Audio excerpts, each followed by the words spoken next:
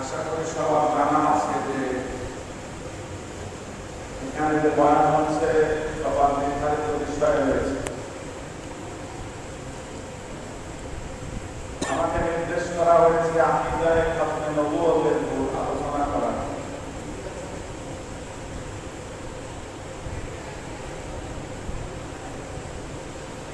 আমাদের নবী হযরত মুহাম্মদ সাল্লাল্লাহু আলাইহি ওয়াসাল্লাম নবুয়তকে আল্লাহ রাব্বুল আলামিন খতমে নবুয়তের মোহর লাগিয়ে দিয়েছে।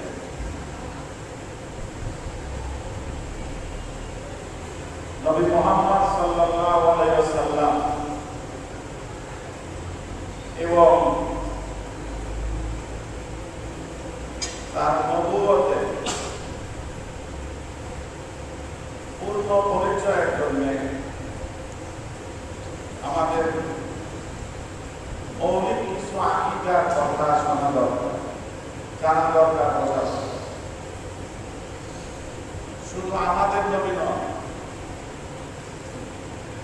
সমস্ত নবীগণের জিন্দেগি সাধারণত তিন ভাগে ভাগ হয়েছে।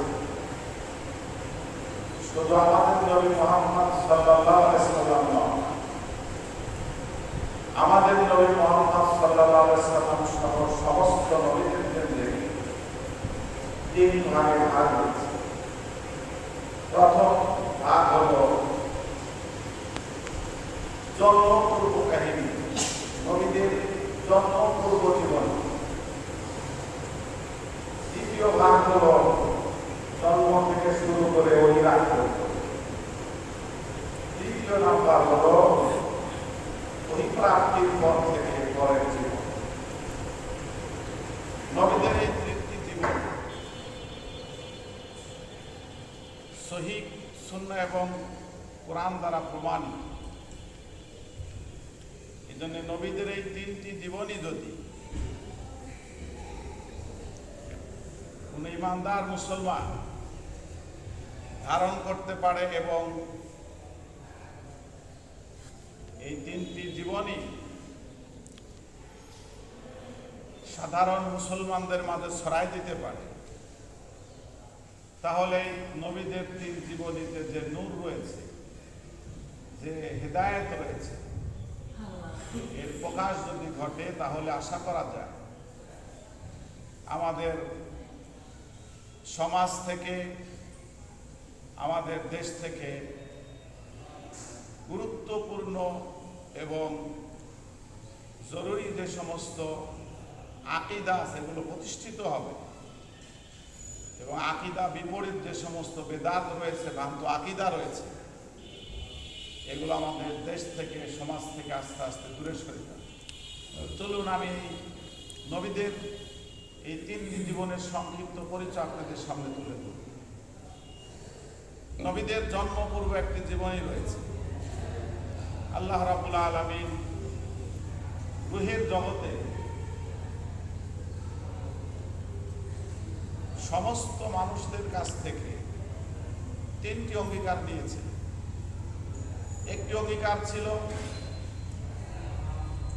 তাওহীদের অঙ্গীকার। সেই অঙ্গীকার আল্লাহ রাব্বুল আলামিন সমস্ত বনি আদমের কাছ থেকে নিয়েছে। আল্লাহ রাব্বুল আলামিন এমন আমাদেরকে শোনান, ওয়াইদা খাযা রাব্বুকা মিন বানি আদম মিন যুহুরিহিম যুররিয়াতাহুম ওয়া আশহাদাহুম আলা আনফুসিহিম আলাস্তু বিরাব্বিকুম ক্বালু বালা। আল্লাহ রাব্বুল আলামিন সমস্ত বনি আদমের কাছ থেকে তাওহীদের এই মূল নীতি স্বীকৃতি দিয়েছিলেন, বলেছিলেন আমি কি তোমাদের রব নই? সমস্ত বনি আদম এক বাক্যে বলেছিলেন বালা, আপনি আমাদের রব। তার প্রথম নাম্বার সম্মেলন, প্রথম নাম্বার অঙ্গীকার। দ্বিতীয় সম্মেলন ঘটেছিল শুধু বনি ইসরাঈলের আলেমদের, এবং আল্লাহ রাব্বুল আলামিন বলেছেন ওয়াইদ আখাযাল্লাহু মিসাআল্লাযিনা উতুল কিতাব লা তুবাইয়িনুনাহু লিন-নাসি ওয়া লা তাকতুমুন। বনি ইসরাঈলের আলেমদের থেকে অঙ্গীকার নিয়েছিলেন আল্লাহ রাব্বুল আলামিন, তোমাদেরকে দুনিয়া পাঠানোর পর তোমাদের কাছে আমার দেয়া ইলমের এক অংশ তোমরা গ্রহণ করবে। তৃতীয় নাম্বার সম্মেলন হয়েছিল শুধু নবীদেরকে নিয়ে। এটা আল্লাহ রাব্বুল আলামিন আলোচনা করেছেন। ওয়াইদা আখাযাল্লাহু মিসাআল্লাযিনা উতুল কিতাব ওয়া আখাযাল্লাহু মিসাআন নাবিয়্যিন লামা আতাইতুকুম মিন কিতাবিন ওয়া হিকমা সুম্মা জাআকুম রাসূলুন মুসাদ্দিকুল লিমা মা'আকুম। এটা সূরা আলে ইমরানের 81 নম্বর আয়াত, লম্বা চড়াই আয়াতের সারমর্ম। নবীদেরকে নিয়ে আল্লাহ রাব্বুল আলামিন যখন সম্মেলন করতেছিলেন তখন সব নবীদেরকে ডাকতেছিলেন এক এক করে। নূহ কোথায় আছে? এদিকে আসো। নূহ আলাইহিস সালামকে নবুয়ত এবং হিকমত দান। ইব্রাহিম কোথায়? ইব্রাহিম আলাইহিস সালামকে নবুয়ত হিকমত দান। ঈসা কোথায় গেলেন? নবুয়ত হিকমত দান। সব নবীদেরকে যখন নবুয়ত এবং হিকমত দান করা শেষ হলো, আল্লাহ রাব্বুল আলামিন বললেন সুম্মা জাআকুম রাসূল, তোমাদের কাছে যদি মুহাম্মদ সাল্লাল্লাহু আলাইহি ওয়াসাল্লাম বলেছেন, তার মানে নবীদেরকে বলতেছেন তোমাদের সবাইকে নবুয়ত দান করলাম, এই নবুয়ত প্রাপ্তির পরে তোমাদের কাছে যদি আমার হাবিব মুহাম্মদ সাল্লাল্লাহু আলাইহি ওয়াসাল্লাম যায়, তোমাদের নবুয়ত ক্যান্সেল, আমার নবী পরিমাণ। এবার সেই হাদিসে এসেছে রাসূল বলেছেন এমন কোন নবী নাই যে নবী তার উম্মতকে নির্দেশ দেয় নাই যে আমি দুনিয়া থেকে চলে যাব অথবা থাকা অবস্থায় যদি আখির জামানার নবী আসে আমার নবুয়ত ক্যান্সেল, তোমরা আমরা সবাই নবী মুহাম্মদকে মানি।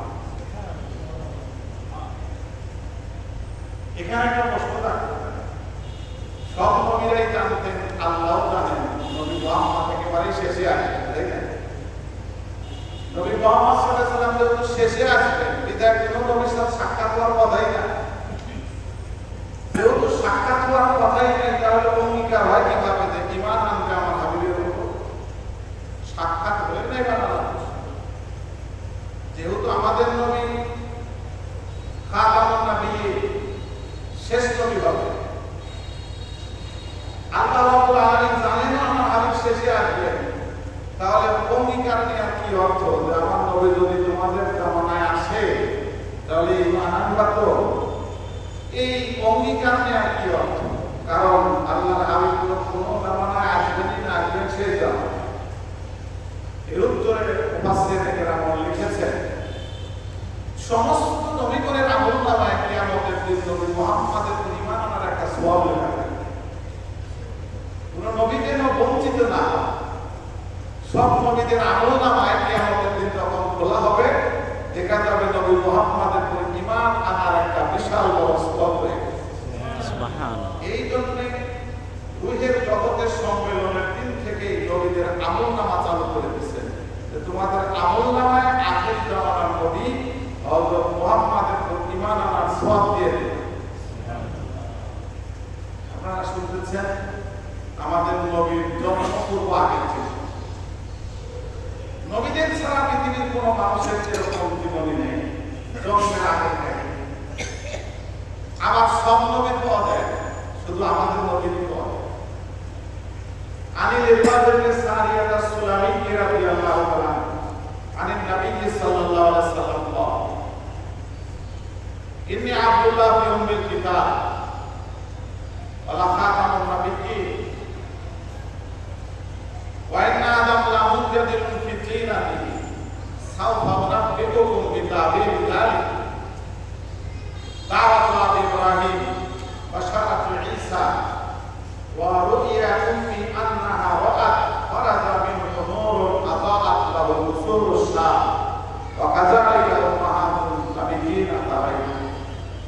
মুসনাদে আহমদের এই সহিহ হাদিস আল্লাহ রাব্বুল আলামিন তার হাবিবের জন্ম পূর্ব গুণাবলী তুলে ধরেছেন। সুবহানাল্লাহ। এই হাদিস আল্লাহর হাবিব বলেন, ইন্নী আব্দুল্লাহ ফি উম্মিল কিতাব। উম্মুল কিতাবের নাম হলো লৌহে মাহফুজ। লৌহে মাহফুজ কি জিনিস? লৌহে মাহফুজ হলো আল্লাহ পাকের ইলম প্রকাশের জায়গা। বলেন লৌহে মাহফুজ কি?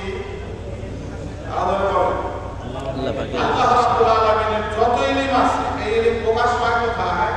লৌহে মাহফুজ। কালামুল্লাহ শরীফ কোথায় রাখা? লৌহে মাহফুজ।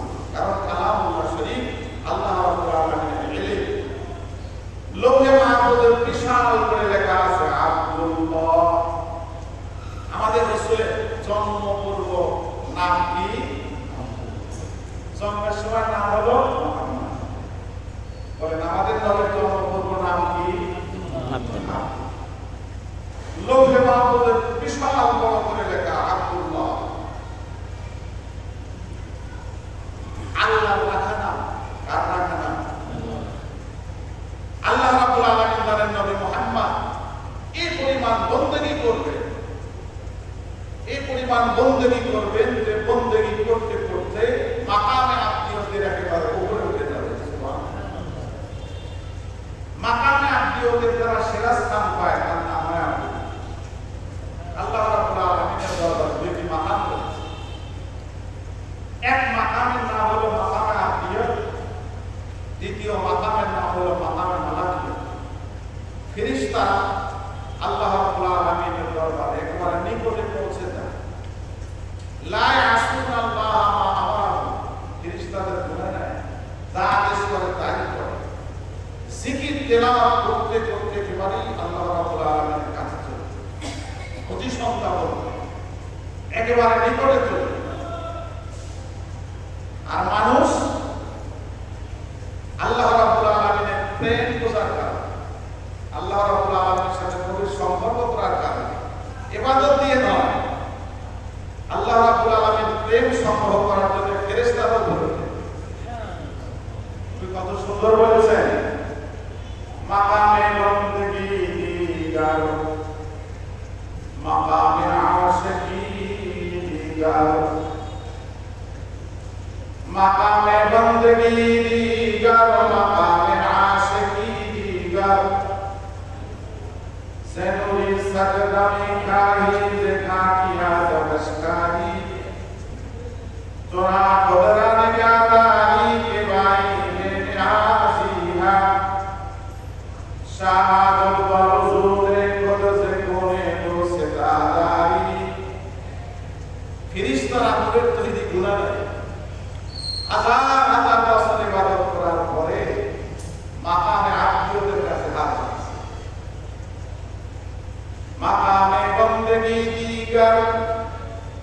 সালামে আশিকি দিগার জেনুরি সাজদা মিখাই সেকা কিয়া জাবসকাই হাজার বছর নূরের ফেরেশতা সাজদা মারছে বনি আদম একটা দিছে একটা দিয়ে আল্লাহ একেবারে কাছে চলে এই কাছের নাম হলো আব্দুল্লাহ কাছের নাম কি আব্দুল্লাহ আল্লাহ রাব্বুল আলামিন লৌহে মাহফুজ আল্লাহর হাবিবের নাম লিখে রেখেছেন এই নাম কি জোরে বলে আব্দুল্লাহ আনে ইবনে ওমর রাদিয়াল্লাহু তাআলা قال قال رسول الله صلى الله عليه وسلم ان احب اسماءكم الى الله عبد الله عبد الرحمن رواه مسلم ইমাম মুসলিম রাহমাতুল্লাহি আলাইহি হাদিস নকল করেছেন ও জগতের মানুষ নাম রাখবা কি নাম রাখবা তোমরা আল্লাহর কাছে সবথেকে দামি নাম হলো আব্দুল্লাহ কারণ নিজেই আল্লাহর হাবিবের নাম রাখছে কি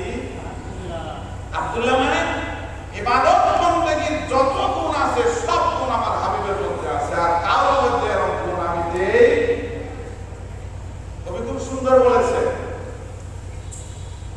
खुदा दर इंतजार हमद मानिस मोहम्मद तस्मी बल्ला है सलाम मोहम्मद हामिद हमद खुदा बस खुदा मद आखिरी ने मुस्तफा কথা বলেছে মদিনার আমি মাটিও রাখবো না মানুষও রাখবো না সব তুলে নিয়ে দাও তুব্বা বাদশাকে সাকাইনি ওলামায়ে কেরাম লিখেছেন তুব্বা বাদশা যখন সফর করতে তখন তার সাথে যে বড় বড় স্বর্ণের পাতিল দেখ থাকতো এগুলো পৃথিবীর আজ পর্যন্ত কারো বাড়িতে নেই তুব্বা বাদশার একটা পান পাত্র পানির স্বর্ণের পাত্র আব্দুল্লাহ বিন জাদানের বাড়ি গেছে রাসূল নিজে দেখেছেন বলেন আমি ওই পান পাত্রের কাছে গিয়ে ওই স্বর্ণের ওই পান পাত্রের ছায়াতে দাঁড়ায় থাকতাম সুবহানাল্লাহ আমার ভিতরে একটা বাচ্চা বলে এটা কিভাবে মক্কায় এসেছিল আব্দুল্লাহ বিন জাদানের বাড়িতে লম্বা চোর একটা কাহিনী এদিকে না গিয়ে শুধু এত বললাম তুব্বা বাদশা কত বড় ধনী ছিল এবং কি পরিমাণ সম্পদ নিয়ে সফর তুব্বা বাদশা বলে মদিনার মাটি রাখবো তুলে নিয়ে যাবো তুমুল যুদ্ধ শুরু আহলে থাকবো সেই শাম দেশে বাইতুল মুকাদ্দাস থেকে বিভিন্ন সময় দলে দলে ইসরাফ চলে ইসরাফ মদিনা আগে কেন এই অঞ্চলে আগে কেমন নবী আসবে এসে বাড়ি ঘর করছে এই তুমুল যুদ্ধ চলে রাত্রি বেলায় আহলে কিতাবের বড় বড় আলেমরা কি এই বাদশা উটকে পানি পান করে খাবার বাচ্চা দিগায় এরকম ব্যতিক্রম আদর্শ আমি কখনো কারো কাছে দেখিনি তাদের সাথে যুদ্ধ চলে তারা আমাদের সেবা করে বলে আপনি জানেন না আপনি এখানে যদি যুদ্ধ করেন আপনি শেষ হবেন এই শহরে বিজয় লাভ করার কোন মানুষ পৃথিবীতে আসলে তো জন্ম নেয়নি এই জন্য আমরা আপনার সেবা দিচ্ছি আর আমাদের এই নবীর আদর্শ হলো মানুষের মেহমানদারি করাবেন বলেন তাই বলে কে তিনি বলে যে আসমানি কিতাব এমন কোন আসমানি কিতাব নাই যে এই নবীর কথা আছে ঈসা আলাইহিস সালাম তো প্রত্যেক মজলিসে যাইতেন আর বলতেন ওয়াইদা ক্বালা ঈসা ইবনে মারইয়াম ইয়া বনি ইসরাঈল ইন্নী রাসূলুল্লাহ ইলাইকুম মুসাদ্দিকান লিমা মা'আকুম মুসাদ্দিকান লিমা বাইনা ইয়াদাইয়া মিন আত-তাওরাতি ওয়া মুবাশশিরা বিরাসূলিন ইয়াতি মিন বা'দি ইসমিহি আহমদ প্রত্যেক মজলিসে গিয়ে বলতেন আমার পরে আখিরি জামানার নবী আসবেন নাম হবে আহমদ প্রত্যেক আসমানি কিতাবে শুধু তাই নয় আল্লামা ইবনে কাসির রাহমাতুল্লাহ আলাইহি লিখেছেন আমার নবীর চুল কেমন হবে নাক কেমন হবে এগুলো ঈসা আলাইহিস সালাম উম্মতকে বলে দিতেন মুখস্থ রাখো দেখা হলে পরিচয় দিয়ে ছেড়ে দিতেন ঈসা আলাইহিস সালাম বলতেন আখিরি জামানার নবীর মাথার চুল হবে কিছুটা কোরা প্রশস্ত কপাল জোড়া ভ্রু আয়াত কাজল চোখ দীর্ঘ চোখের পাতা উন্নত নাক উজ্জ্বল আর ঘোরদারি মুখমণ্ডলের ঘাম যেন মুক্তা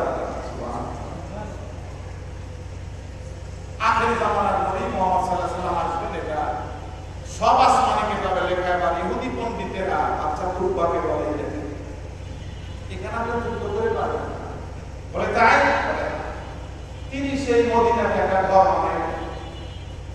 বানায় দুইটা কবিতা লিখেছেন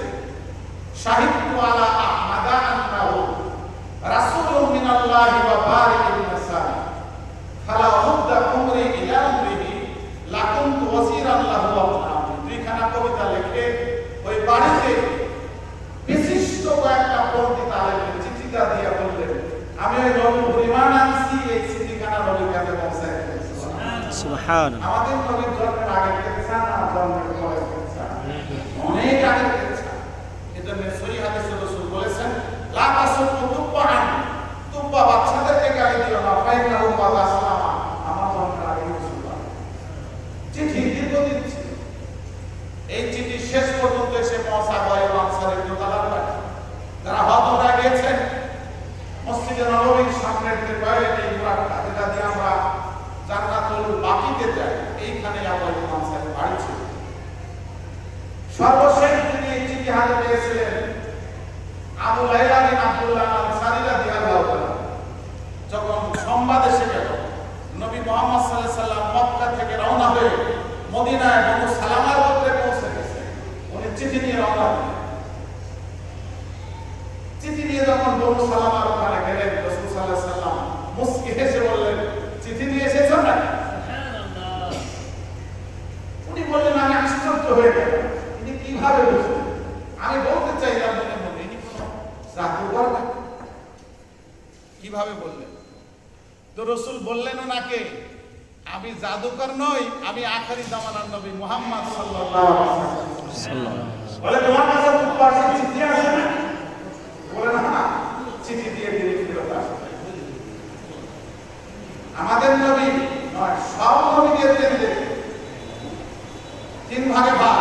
এক হলো জন্মের আগের কেচ্ছা, দ্বিতীয়ত জন্মের পর থেকে ওহি আসার আগ পর্যন্ত, তৃতীয় নাম্বার ওহির পর। এখানে আপনাদের জেনে রাখা দরকার, নবীদের তিন জীবনের সাথে আমাদের কি সম্পর্ক? নবীদের প্রথম জীবনের সাথে আমাদের আকীদার সম্পর্ক। যে নবীদের প্রথম যে জীবন রয়েছে, জন্মপূর্ব জীবন, এটা আল্লাহ রাব্বুল আলামিন আমাদের আগেই জানা দিয়েছেন। কেন? নবীরা সাধারণ আমাদের মতো কোনো মানুষ নয়। এই জন্য নবীদের প্রথম জিন্দেগির উপর আমাদের ঈমান আনতে হবে। নবীদের জন্মপূর্ব জিন্দেগিও তারা নবী, এই বিশ্বাস যারা না করবে তারাও ইসলাম থেকে যাবে।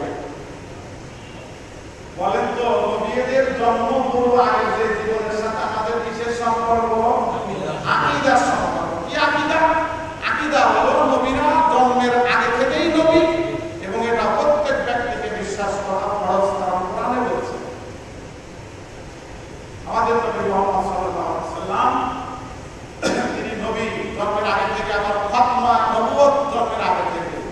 কারণ লোহে মাহফুজে লেখা ছিল, ইন্নী আব্দুল্লাহ ইউমিল কিতাব ওয়া খাতামুন নাবিয়্যিন, এবং আমি শেষ নবী। আমাদের নবীদের শেষ নবী, এটা জন্মের পরে ঘোষণা না, আগে ঘোষণা। এটা যারা মানবে না তারা নিশ্চিত কাফের। গোলাম আহমদ কাদিয়ানী, আমরা এদেরকে আমাদের দেশের যে মিডিয়া রয়েছে, যে প্রচারণা রয়েছে, যে ব্যবস্থা রয়েছে, সরকারি বেসরকারি সংস্থাগুলো এদেরকে আহমাদি মুসলিম জামাত হিসেবে জানে, তাই না? কথা বলেন না কেন? এদের কি নামে জানে বলেন তো? গত বছর যে পঞ্চগড় সম্মেলন হয়েছিল, পেছনের ব্যানারে কি লেখা ছিল? বলেন, আহমাদি মুসলিম জামাত। দেখেছেন না ব্যানারটা? আহমাদি মুসলিম জামাত। আহমাদির সাথে তারা মুসলিম শব্দ ব্যবহার করবে। যদি না জেনে ব্যবহার করে থাকে, তওবা করার সুযোগ রয়েছে। জেনে যদি ব্যবহার করে, এর সাথে সাথে কাফের হয়ে যাবে। কারণ আহমাদিরা কখনো মুসলিম হতে পারে না, এটা কাফের জামাত। বলেন, আহমাদি মুসলিম জামাত না আহমাদি কাফের জামাত? কাফের। আর ধরে বলেন, কাফের। আহমাদি কাফের জামাত। আহমাদি মুসলিম জামাত কোন সাংবাদিক যদি পত্রিকায় লেখে, যদি না বুঝে লেখে, ক্ষমার সুযোগ রয়েছে। বুঝে লেখলে সেও কাফের। ঠিক। আহমাদিদের যদি কেউ মুসলিম জামাত বলে, দেশের যদি প্রধানমন্ত্রী হয়, না বুঝে যদি বলে, তাকে বোঝানোর সুযোগ রয়েছে, তওবার সুযোগ রয়েছে। বুঝে বললে সেও কাফের। ঠিক। আহমাদিদের যদি মুসলিম জামাত বলে, সে যদি দেশের প্রধানমন্ত্রী হয়, সেও কাফের। ঠিক। এখানে কোনো সুযোগ নাই। আপনারা জানেন না, মজবুত রিপোর্ট আমার কাছে রয়েছে। পঞ্চগড়ের যে সম্মেলন হয়েছে, কাদিয়ানীরা প্রাণ কোম্পানি কোটি কোটি টাকা গত ট্রাম্পের যে প্রধানমন্ত্রী ছিলেন, ওনার কাছে জমা দিয়ে তারপরে তিনি সম্মেলন করেছেন। সেই পঞ্চগড় পুলিশ পাহারা সম্মেলন করেছে, পুলিশদের পেটে গেছে বড় অনেক টাকা। নবী মুহাম্মদ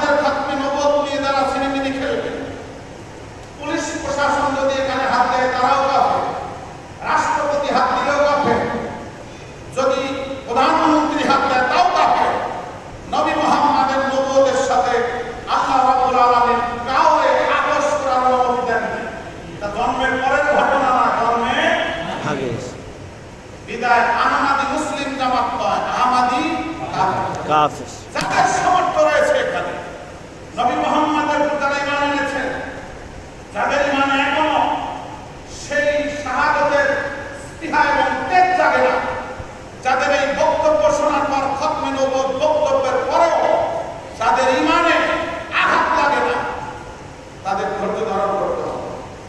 হতেও পারে কিয়ামতের দিন পেছনে মুনাফিকের সিল মেরে মেরে একটা একটা করে বার করে দেবে। ঠিক নবী মুহাম্মদের খতমে নবুওতের পরিমাণ আনা যেমন ফরজ, এর জন্য জান মাল প্রচেষ্টা চালানো তেমনই ফরজ। খরচ প্রত্যেক মহল্লায় মহল্লায় মসজিদগুলোতে একটা করে ব্যানার বানাবে, কাদিয়ানীরা আহমাদি মুসলিম জামাত নয়, কাদিয়ানীরা হলো আহমাদি কাফের। কাফের লটকাবেন তো সবাই ইনশাআল্লাহ ইনশাআল্লাহ। আচ্ছা, একটা বানাতে কয় টাকা লাগবে? 20 টাকা। কম্পিউটারে যদি কম্পিউটারে সাধারণভাবে কম্পোজ করেন 20 টাকাতেই হবে তো? উপরে লিখে দিবেন আহমাদি মুসলিম জামাত, এবার মুসলিমের উপর ক্রস চিহ্ন দিয়ে লিখে দিবেন নিচে আহমাদি কাফের প্রত্যেক মহল্লায় যখন ছড়ায় যাবে সাধারণ মুসলমান বোঝা শিখবে এদেরকে আমরা এতদিন ধরে মুসলিম জামাত বলছি।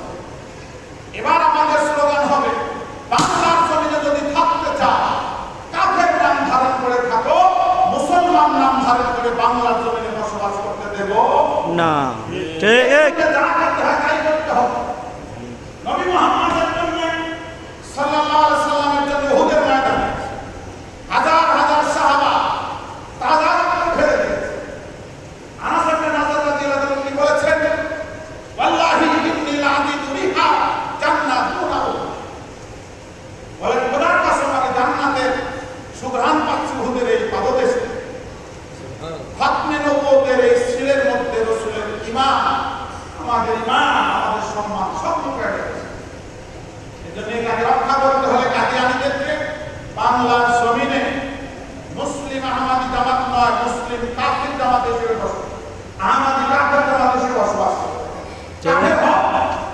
আমাদের দেশে হিন্দুরা বসবাস করে করুক, বাংলাদেশের নাগরিক বাংলাদেশের মাটি ব্যবহার করতে পারবে, বাংলাদেশের বাতাস ব্যবহার করতে পারবে, বাংলাদেশের ব্যবসা করতে পারবে, বাংলাদেশে বিবাহ করতে পারবে, বাংলাদেশের জমি কিনতে পারবে, বাংলাদেশে মন্দির বানাতে পারবে, মন্দিরে ভাবে ইবাদত করতে পারবে, কারণ বাংলাদেশের স্বাধীন নাগরিক হিসেবে সব রকম অধিকারের দাগ তার জন্য করা হয়েছে।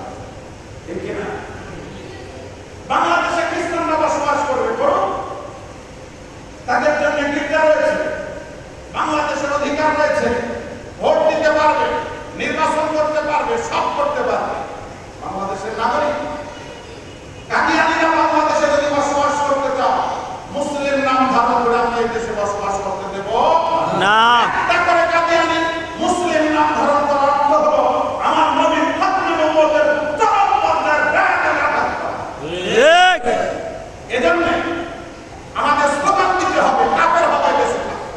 তুমি কাদিয়ানী কাফের হও, এদেশে বসবাস করো, এদেশের মাটি ব্যবহার করো, এদেশের বাতাস ব্যবহার করো, এদেশের নাগরিক হও, এদেশে ব্যবসা করো, এদেশে বিবাহ করো, সব অধিকার দেব। মুসলিম নাম ধারণ করলে কোন অধিকার আমরা পালন করতে দেব না। কাদিয়ানীদের পণ্য বয়কট করো, কাদিয়ানীদের পণ্য বয়কট করো। কাদিয়ানীদের পণ্য বয়কট করা সুন্দর একটা ফেসবুক আমার কাছে রয়েছে, আমার নিজের বানানো। যারা পারেন নিয়ে এটা ছেপে প্রত্যেক মহল্লা মসজিদের সামনে রাখিয়ে দেবে, যেন কাদিয়ানীদের কোনো পণ্য কিনে আমরা ওদের 2টা পয়সা না দিই। 2টা পয়সা দিলে 2টা পয়সায় খতমে নবুওতের বিরুদ্ধে রাখে।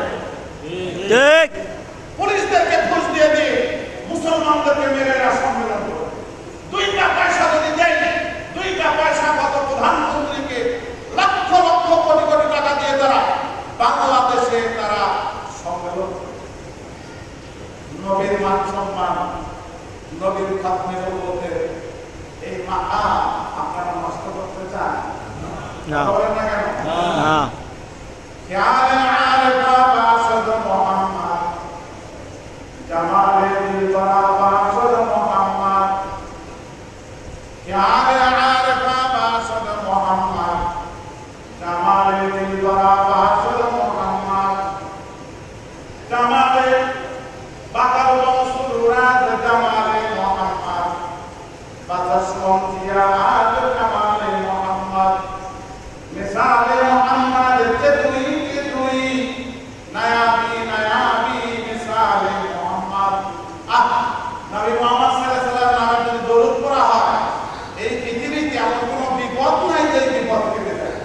সুবহানাল্লাহ। নবীর যারা প্রেমে পড়েছে, নবীর যারা ইশকে পড়েছে, তারা কখনো নবীর মান সম্মান নষ্ট হোক এইটা চায় না। যে কোনো জিনিসের প্রতিদানে এই সম্মান রক্ষা করতে তারা সদা প্রস্তুত। ঠিক কি না? ঠিক। এখানে কাদিয়ানীদের কাপে ধসা হবে ইনশাআল্লাহ। ইনশাআল্লাহ। আমাদের পলাতক প্রধানমন্ত্রী ওনাকে প্রশ্ন করা হয়েছে কাদিয়ানীদের কাপে ধসা না উত্তর দিয়েছিলেন, আল্লাহ কি জানেন না আমাদের নবীর ঘরে কোনো নবী নেই? আমরাও তো জানি না যে নবীর ঘরে নবী নেই। আসলে কথা এটা নয়। ওনাকে গালি দিলে সাথে সাথে ধরে দিতে পারছে পারে ওনার পাপড়ি দিতে কোনো কথাই নাই। হককে নবুয়ত না বলা রাসূলের সব থেকে বড় অপবাদ এবং গালি, এর থেকে বড় গালি আর পৃথিবীতে নাই। বিধান কাদিয়ানীরা এই দেশে বসবাস করবে, আমাদের আপত্তি নাই, কাফেরদের বসবাস করবে। এই জন্য আমাদের যদি দরকার পড়ে প্রয়োজনে লংগাড়ি হজরতের নির্দেশে এখান থেকে যদি কোনো লং মার্চ হয় ঢাকাতে, টাকা পয়সা অনুযায়ী দেবো, রক্ত দেওয়া দরকার হলে দেবেন তো ইনশাআল্লাহ। এই জমিনের পর ওই জমিন কখনো নাপাক থাকে না। যেই কারণে রক্ত পড়বে ওই রক্ত থেকে গাছ বের হবেই হবে। কাদিয়ানীদের কাফের ঘোষণা রক্ত যদি এই জমিনে পড়ে, এই জমিন থেকে থাকবে নবুয়তের যে তারা গাছ বের হবে। কাদিয়ানীদেরকে এই দেশে কাফের ঘোষণা করতে বাধ্য করবে। ঠিক। ওই ধরনের আমরা আল্লাহ দেবেন ইনশাআল্লাহ। দ্বিতীয়, ফান্ডেরও দরকার পড়ে। বাংলাদেশের সব মসজিদগুলোতে একটা কৌটা চালু করে দুবার দিন। এটা আমি বলি লা ইলাহা ইল্লাল্লাহ। আরেকটা কৌটা চালু করে দেন মুহাম্মাদুর রাসূলুল্লাহ। দুইটা কৌটা বানায় মসজিদের বাইরে বড় করে একটা কৌটা বানায়, সেখানে লিখে দেবেন খাতমে নবুয়ত দানবাক্স। আমার মাদ্রাসায় রয়েছে, মসজিদে রয়েছে। প্রতি মাসে এই টাকাগুলো আমি কেন্দ্রে পাঠিয়ে আপনারা এভাবে টাকা উঠায় দরকারি হজরতের কাছে জমা দিলে পারে, টাকা কাজে লাগবে না। কথা বলে থাকে ঠিক।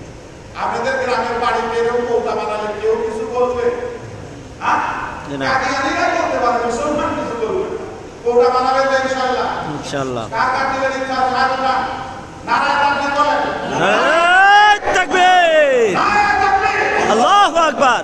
নবী মুহাম্মদ সাল্লাল্লাহু আলাইহি সাল্লামের মান ইজ্জত মাকাম যত বাড়বে, সেই উম্মতের ওখানে বাড়বে, তার মান সম্মান ইজ্জত ততই বৃদ্ধি পাবে। নবীদের কয়টা জীবন শুনলাম কিনা? এক নাম্বার কি? জন্মপূর্ব জীবনের হাদিস অনেক আছে, অনেক আয়াত থেকে শুনলাম। ওয়াইদা কাদাল্লাহু মিসাকান নাবিয়্যিনা লামা আতাইতুকুম মিন কিতাবিন ওয়া হিকমা সুম্মা জাআকুম রাসূলুম মুসাদ্দিকুল লিমা মা'াকুম লাতু'মিনুন্না বিহি ওয়া লাতানসুরুন্না। এই সম্মেলনে আল্লাহ রাব্বুল আলামিন ওয়াদা নিয়েছেন, আমার নবী যাওয়ার পরে সবার নবুয়ত নবী সাল্লাল্লাহু আলাইহি সাল্লামের এই নবুয়ত জীবনে একটা হাদিস শুনিয়েছি আপনাদের। রাসূল বলেন আনা খাতামুন নবিয়্যিন ওয়া ইন্না আদম মুকাদ্দিমুন ফি তিনাতিহি। আদম তখনও কাদা মাটিতে গড়াগড়ি খায়, তখন থেকে আমি নবী। সুবহানাল্লাহ। সাওয়ানা বিকুম তাবিলি যালিক, এর ব্যাখ্যা তোমাদেরকে আমি দেব। দাওয়াত আবি ইব্রাহিম, আমার আব্বা ইব্রাহিম জন্ম হয়েছে। ইব্রাহিম আলাইহিস সালাম যখন ইসমাঈল আলাইহিস সালাম এবং হাজেরা রাদিয়াল্লাহু আনহা রেখে যান, বাইতুল্লাহ থেকে বাম দিক দিয়ে উপরে পাহাড় জাবাল আবু কুবাইস, পাহাড়টা ভাঙতে ভাঙতে আর নাই সামান্য আছে। এখানে কি হাত তুলে দোয়া করেছে? রুহুল মানিওয়ালা বলেছেন হাত তুলে দোয়া করে, আল্লাহ আমার এই ছেলের বংশে একটা নবী পাঠা। আসমান থেকে আওয়াজ এসে গেল, ওয়াদুসকুতি বা দাওয়াতা তোমার দোয়া কবুল হয়ে গেছে। সুবহানাল্লাহ। রাসূল সাল্লাল্লাহু আলাইহি ওয়াসাল্লাম এই বংশ মুহাম্মদ বিন আব্দুল্লাহ বিন আব্দুল মুত্তালিব বিন হিশাম বিন আব্দুল মানাফ বিন কুসাই বিন কিলাব বিন মুররা কাব বিন ওয়াই বিন খালিদ বিন কুরাইব বিন নজর বিন মালিক বিন কিরাম কুতাইমা বিন মুদরিকা বিন ইলিয়াস বিন সুদার বিন নিদার বিন মাআদা বিন আদনান পর্যন্ত পরিষ্কার সনদ এসেছে এই বংশ। আর কি আশারা ঈসা আলাইহিস সালাম এমন কোন মাজলিস নেই যে মাজলিসে করতেন না দাওয়াত করতেন। এটা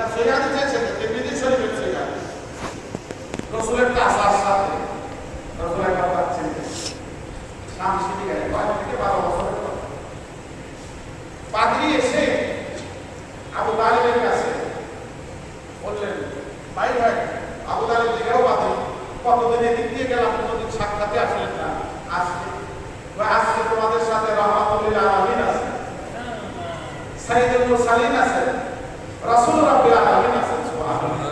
বলে তাই না পাঁচিতে হইতো না। বাট এর বাইরে জানো না আজকে সকাল থেকে গাছপালাগুলো ঝুঁকতেছিল, পাথরগুলো নড়াচড়া করতেছিল। কোনো রাস্তার পাথর নড়াচড়া করে না, গাছপালা সাজদায় করে না, একমাত্র নবীকে দেখলেই করে। সুবহানাল্লাহ। বলে তাই না মুসলিম শরীফের সেই হাদিসে এসেছে قال رسول الله صلى الله عليه وسلم والله اني لاعرف هجرا يسلم في مكه واني لاعرفه الان খোদার কসম মক্কার ওই পাথর চিনি দিয়ে পাথর আমাকে সালাম করতো এবং ওই পাথর আমি এখনো চিনি। আল্লামা নবী ব্যাখ্যা দিয়েছেন কি সালাম করছেন আপনি? বলে সালাম করবো আসসালাতু ওয়াসসালামু আলাইকা ইয়া রাসূলুল্লাহ। পাথর আর গাছ ছাড়া কোনো সালাম কাউ করে। পাদ্রী বলে তাই হ্যাঁ ওই দেখো উঠে ঘাস খাচ্ছে না, দেখো উপরে মেঘ ছায়া দিতেছে। আবু তালেবের হাতের টান দিয়ে বলে দিকে আসো, ওই দেখো নবী মুহাম্মদ যদি হেঁটে আসতেছে, যেদিক দিয়ে হাঁটে গাছের ছায়া দেখো পাতা হয় সেদিকে গেছে। মানুষ গাছের ছায়া তলে হাঁটে না, ছায়া মানুষের দিকে আসে। নবী মুহাম্মদের বেলায় ছায়া নবী মুহাম্মদের। এগুলো আসমানি কিতাবে পাওয়া ঘটনা, আগের যুগের আসমানি কিতাব। আরেক গাছের গায়ে বসে সিরাতে নেহেসামে যে রেওয়াজ পেয়েছে, গাছের টুকরা কমে বসে বড় গাছ, পুরা গাছের পাতা হয়েছে। আমি তাহলে ধরে দেখবই যাবো আসমানি কিতাবে আছে এই গাছের নিচে একমাত্র নবীরাই বসবেন, বসলে সেখানে পাতা হয়ে যাবে। আসমানি সব রকম কিতাবে রাসূলের আলোচনা এসেছে। সুবহানাল্লাহ। সুবহানাল্লাহ। সামান্য জয়ীফ হাদিস বাকি কোন ওলামায়ে কেরাম আরো পর্যায়ে বলেছে। মুসা আলাইহিস সালামের যখন তওরাত নাযিল হলো, তওরাতে খালি জায়গায় জায়গায় নবী মুহাম্মদের নামে উল্লেখ না। আল্লাহর দিকে আল্লাহ এই নবী উম্মত আমার বানাতে দিন, আনতা জাআলা উম্মাত আহমদ, আপনি নবী আহমদের উম্মত আমাকে বানান। সুযোগ নাই, দ্বিতীয়বার আমার কাছে আপনার মনে আসছিল। এজন্য খাতমে নবুয়ত এটা আমাদের নবীর জন্মের পরের কথা না, আমাদের নবীর জন্মের অনেক আগের কথা। ঈসা আলাইহিস সালাম সবার জায়গায় খবর দিয়ে দিয়েছেন। আর হাদিসের শেষ অংশে কি আসছে? রাসূলের আম্মা জান স্বপ্ন দেখলেন নূর বের হয়েছে, নূর বের শাম সিরিয়ার আলো হয়ে